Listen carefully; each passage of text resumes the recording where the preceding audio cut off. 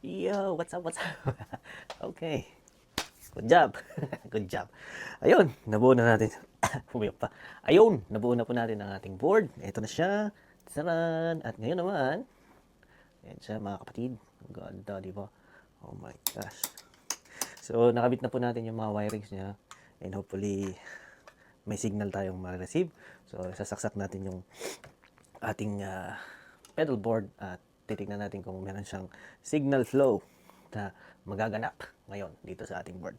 So, patumpik-tumpik pa. Paandarin na natin ito.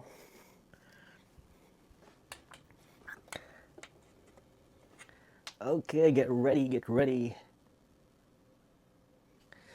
Saksak na po natin siya, guys.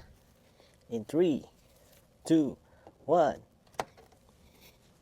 Blast off. Ayun, umilaw na isa. So, ngayon, paandarin naman natin yung HX natin. Ready, set, go.